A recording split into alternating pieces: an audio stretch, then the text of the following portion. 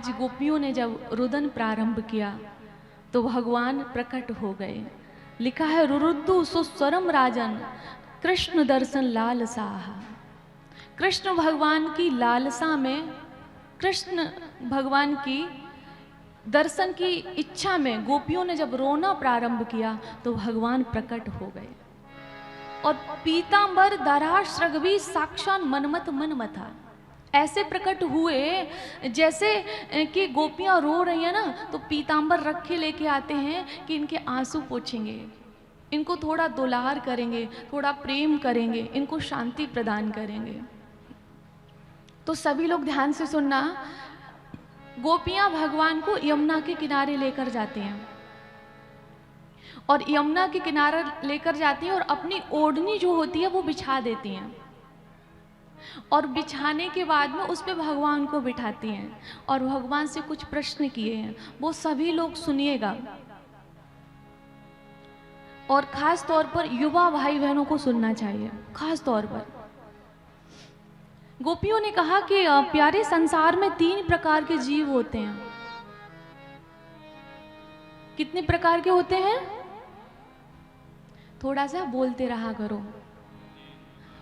3 प्रकार के जीव होते हैं। एक तो वो होते हैं कि जो प्रेम करने वालों से प्रेम करते हैं, और एक वो होते हैं कि उन्हें कोई प्रेम करे तो भी वो नहीं करते हैं, और एक वो होते हैं जो किसी से प्रेम नहीं करते हैं। तो भगवान ने यहाँ पे अगर कोई दशम स्कंद पढ़े तो बहुत ही सुंदर बात बोली है। भगवान कहते हैं जो आज के समय में चल रहा है ना, वो विषय तो मैं नहीं बोलूँगी, आप लोग बहुत समझदार हो, वो उनके लिए बहुत बड़ी बात भगवान ने कह दी। भगवान ने कहा कि जो प्रेम के बदले प्रेम करते हैं, वहाँ प्रेम नहीं होता, वहाँ व्यापार होता है, वहाँ स्वार्थ होता है।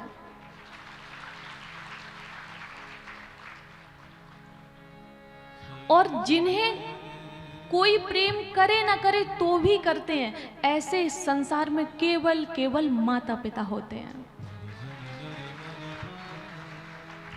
कि संतान प्रेम करे ना करे, लेकिन माता पिता बच्चों से प्यार करते ही करते हैं।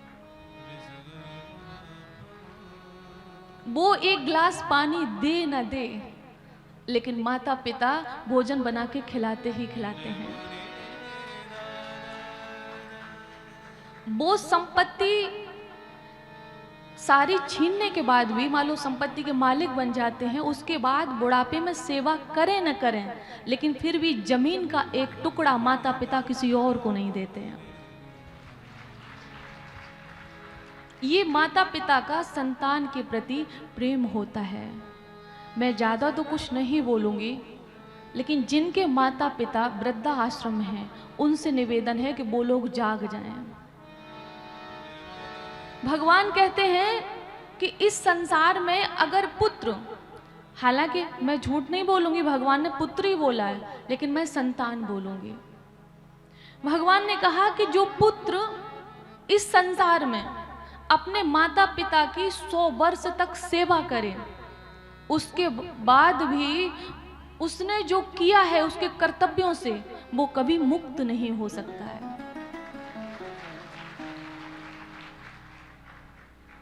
वो दौलत, वो शोहरत, वो ऊंचाई किस काम की? ये पंक्ति उनके लिए है जो अपने माता पिता से प्रेम नहीं करते हैं। ये उनके लिए है। वो दौलत, वो शोहरत, वो ऊंचाई किस काम की, जिस पे पहुंचने के बाद तुम्हें अपने माता पिता ही दिखाई न दें। और एक निवेदन आप लोगों से है मेरा, चैनल के माध्यम से सबसे है मेरा,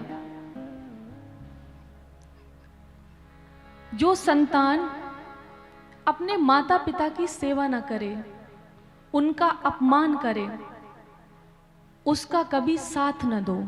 क्यों? बजाना बाद में। क्यों? जो जननी का ना हुआ वो जगत का क्या होगा?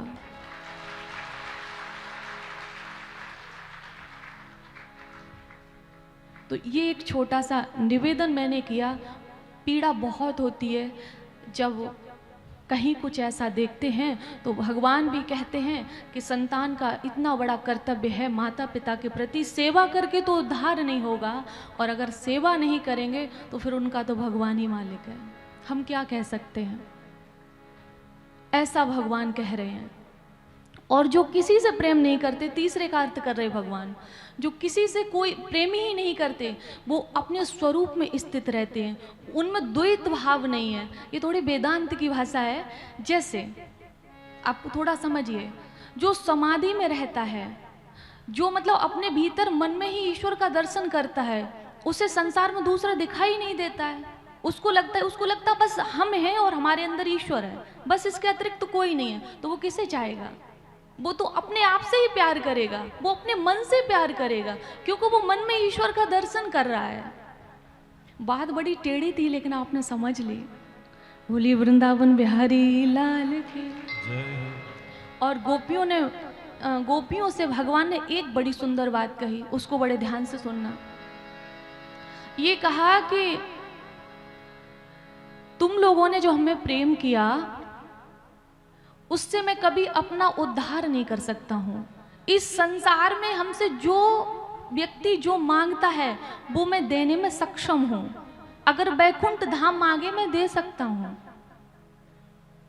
और यहां तो क्या, वो तो लक्ष्मी को ही दे देते हैं, तो वो क्या नहीं दे सकते हैं?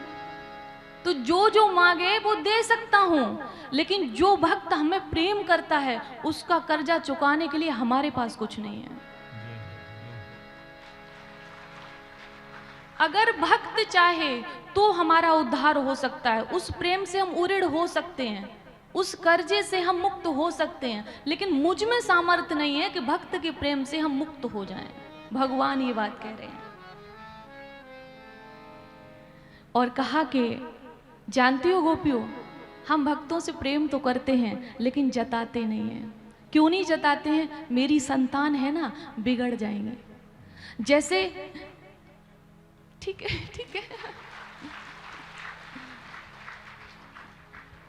जैसे एक उदाहरण से समझाएं, इसमें आया हुआ है, मैंने भी वही कलेक्ट किया हुआ है। जैसे आप मान लो 1 साल में पैसे इकट्ठे किए और आपने 1 लाख रुपए का कुछ डायमंड बनवा लिया। मान लो साल भर इकट्ठा करते हो गया, तब आपने कुछ डायमंड की चीज, मान लो एक अंगूठी बनवा ली, एक रिंग बनवा ली। अब वो आप बनवा के लाए, आपकी खो गई। अब साल भर से पैसा इकट्ठा किया, फिर वो रिंग बनवाई, अब वो खो जाती है, तो आपका दिन और रात उसी में लगा रहेगा दिमाग कि वो खो गई, कहाँ होगी, कैसी होगी, किसे मिली होगी, क्या होगा। ये भगवान यही कहते हैं कि जिसके पास धन ना हो, वो धन जुटा कर कोई वस्तु खरीदे फिर खो जाए, तो उसका दिमाग 24 घंटे उसी वस्तु में रहता है। ठीक उसी प्रकार मैं भक्तों को प्रेम तो करता हूं, लेकिन हमेशा अदृश्य रहता हूं, ताकि वो मुझे ढूंढता रहे।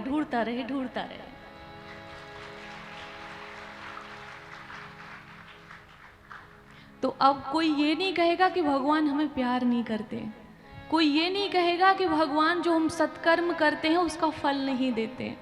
अब कोई ये नहीं, भगवान से कोई शिकायत नहीं करेगा अब।